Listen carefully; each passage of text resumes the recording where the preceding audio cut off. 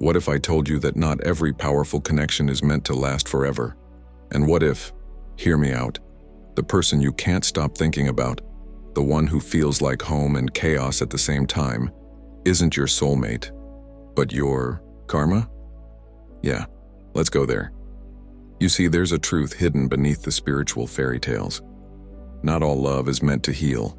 Some love is meant to break you open, to trigger every wound you've buried, every pattern you've inherited, and every illusion you're still attached to. These are karmic relationships.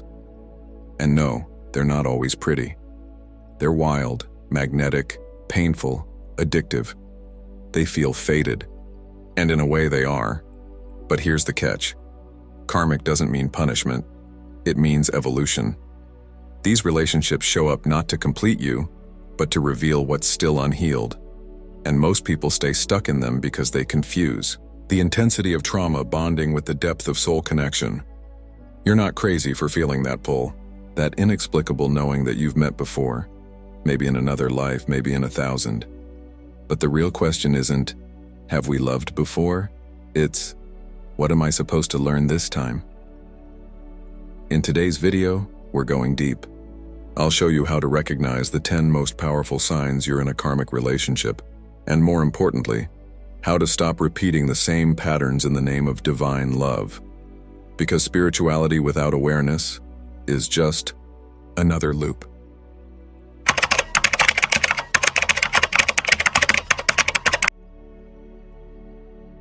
There's a force inside karmic connections that defies logic. It feels like gravity for the soul. Two people who meet and suddenly the world rearranges itself. This isn't just chemistry, it's recognition. A subconscious memory stored in the energetic body, awakening when certain frequencies collide. Often this shows up as love at first sight or an instant obsession that feels fated. But here's the paradox. What feels like destiny may actually be a replay of unresolved past life. Entanglements. A contract, not a gift. And people get trapped because the intensity is misread as truth. Karmic energy mimics sacred union, but it's coded with lessons, not longevity. Spiritually aware individuals often get confused here, especially when they've been taught that all intense love is soul-aligned. That's not always the case. This kind of pull is often your soul screaming, here's your curriculum, and it doesn't care if it hurts, it cares if you grow. Let me give you a practical example. Imagine you meet someone and instantly, everything speeds up. Passion, conflict, attachment. You start compromising your boundaries, ignoring red flags. That's not soul love, that's soul memory, asking to be cleared. And sometimes the clearest sign of karma is that you feel like you owe them something, even when it's breaking you. But hang on, because there's more to uncover.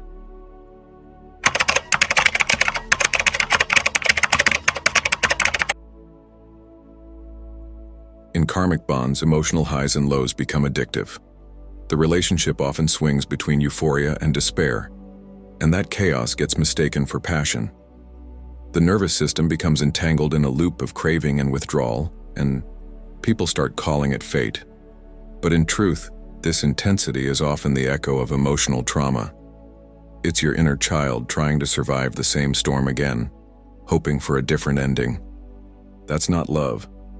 That's reenactment. You might feel alive in the chaos because it matches an old wound. Maybe you grew up with instability, emotional distance, or abandonment. Karmic love mirrors that, but adds a spiritual twist. So, you don't even notice you're reliving pain. You just call it deep connection. For example, if you find yourself fighting hard, making up harder, and saying things like, "We just can't stay away from each other," that's not always romantic. That might be nervous system dysregulation wrapped in cosmic language. The truth? Real soul connections don't need to burn you alive to teach you something. But karmic ones might. And there's a reason for that.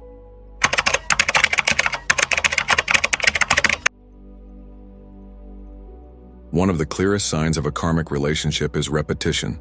Same arguments, same emotions, same triggers over and over. You start to feel like you're in a spiritual déjà vu, circling the same mountain, expecting a new view at the top. Spoiler, it never changes until you do. This is the karmic loop. a soul pattern that keeps pulling you into the same dynamics until the lesson is integrated. It's not just about this person, it's about the unresolved story they activate in you. And here's where it gets tricky. Because spiritual seekers are often taught that everything happens for a reason, they may stay longer than they should, believing the pain is part of the path. That belief, while rooted in trust, can become a spiritual bypass if not examined with awareness. So ask yourself this: am I learning or just suffering? Am I growing or just staying stuck because I've convinced myself this is divine? Real. Growth feels expansive even when it's hard. Karmic loops feel exhausting, like spiritual burnout masked as devotion. Still with me? Because the real shift comes when you stop romanticizing your own pain.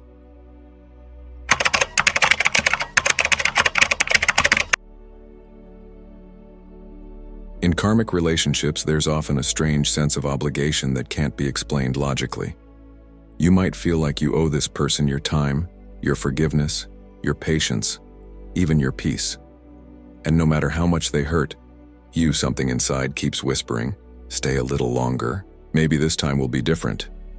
This emotional debt doesn't come from love. It comes from unfinished spiritual contracts. Maybe it's a memory from a past life where roles were reversed. Maybe they abandoned you before, and now you're here to close that loop. But let's be clear. Repaying karmic debts doesn't require self-sacrifice. It requires awareness. One sign of this pattern is constantly trying to fix or heal the other person, believing it's your role to save them. But the truth is, your soul didn't come here to be their bandage.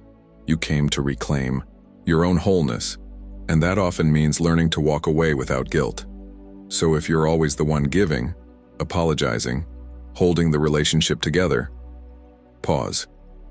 Ask yourself, am I loving or am I compensating for an ancient wound that isn't mine anymore? Because sometimes the most spiritual thing you can do is let go.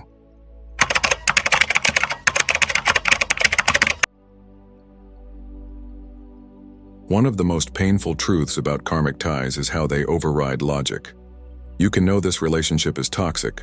You can see the damage. You can feel the drain. And still, you stay. Why? Because karmic energy binds more than the heart. It wraps itself around your identity, your past, your pain, and your purpose. Leaving a karmic relationship can feel like tearing away a piece of your own soul, but that feeling is often an illusion. It's not your soul you're leaving behind, it's the story you built around someone else. Spiritual people especially struggle here because they believe in healing, second chances, compassion. But compassion without boundaries turns into self-abandonment. And when you stay in the name of love but lose your light in the process, that's not noble. That's karmic entrapment. Here's something to reflect on. If leaving feels impossible, ask yourself what story you're afraid will collapse if they're no longer part of your life. That's where your real healing begins. And it opens the doorway to the next truth you may not want to hear.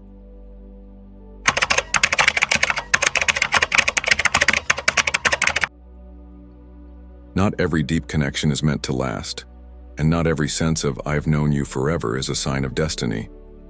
Often, what people interpret as soulmate energy is actually soul memory, an energetic recognition from past lives. It feels magnetic, familiar, overwhelming, and deeply karmic. This type of recognition can be incredibly confusing, especially for spiritually curious souls. It feels profound, sacred even. But what's actually happening is that an old emotional contract has been reactivated, and unless you're aware of this, you'll start writing a love story where there was only supposed to be a lesson. Think of it like picking up a book halfway through, already feeling attached to the characters, even though you don't understand what they've been through before. That's the emotional dynamic in karmic soul memory. The plot was set long before this lifetime. But that doesn't mean it needs to continue. Here's a clue. If you're drawn to someone and you can't explain why, but being around them brings more confusion than clarity, more anxiety than peace, you may be entangled in past life memory, not present life purpose. This awareness doesn't make the bond less real. It just helps you choose whether to heal or re-enter the loop.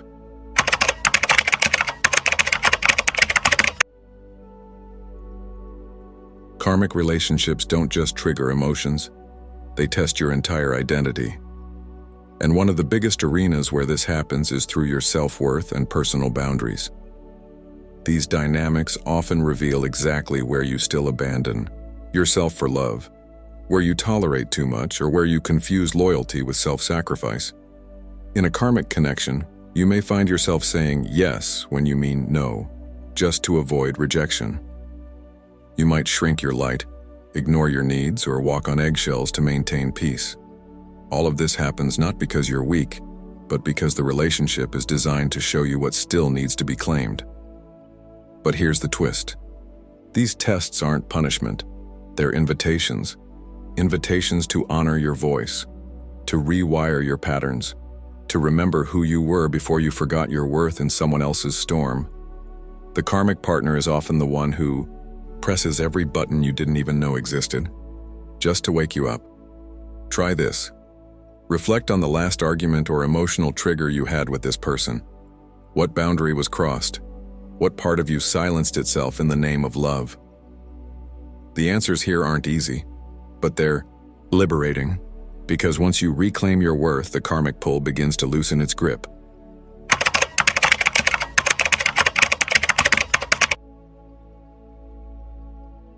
We've romanticized the idea that every intense relationship is sacred, but here's the truth.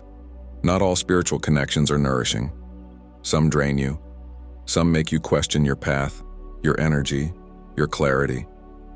And karmic relationships often do just that.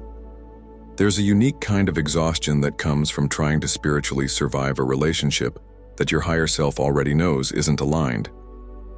You might feel spiritually foggy, disconnected from your practices, or even emotionally numb. That's not because you're doing something wrong. It's because the energy exchange has become imbalanced. A karmic bond that has run its course will start to feel like spiritual quicksand. The more you try to fix it, the deeper you sink. And yet many people stay, out of guilt, out of spiritual duty, or because they've been taught that endurance equals growth. But real growth doesn't always look like staying. Sometimes it looks like choosing yourself. Pay attention to your energy after interactions with this person. Do you feel more grounded, more alive, or more scattered and uncertain? These are signs. And your body, your temple, is trying to tell you something your mind may not want to admit yet.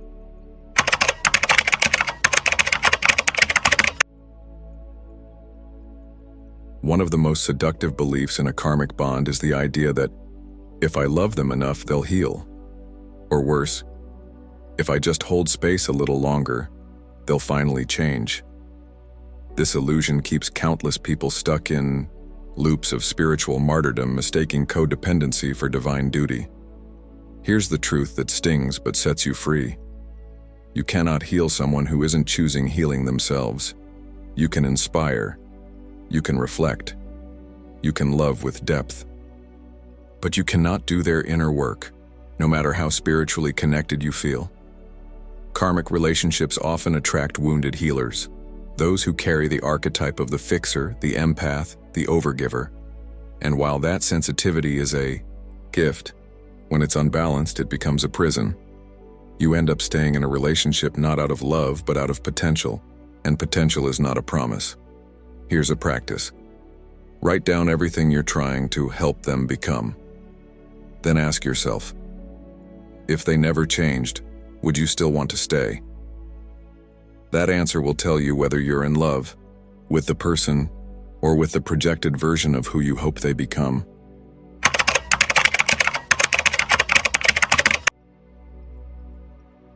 Karmic relationships are contracts, but contracts can be completed.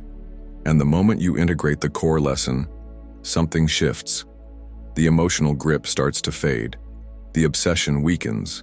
The need to fix or prove dissolves. Not because the love wasn't real, but because it served its purpose. The most beautiful and terrifying part of spiritual growth is realizing that not all love stories are meant to last. Some are meant to change you, to burn down what no longer serves.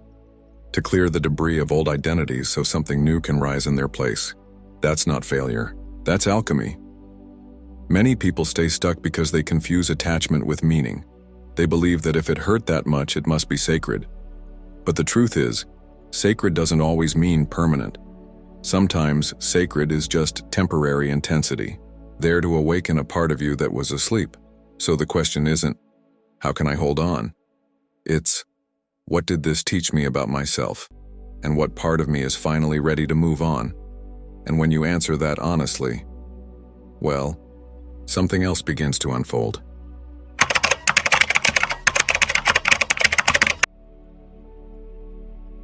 So now you know, karmic relationships aren't just painful coincidences.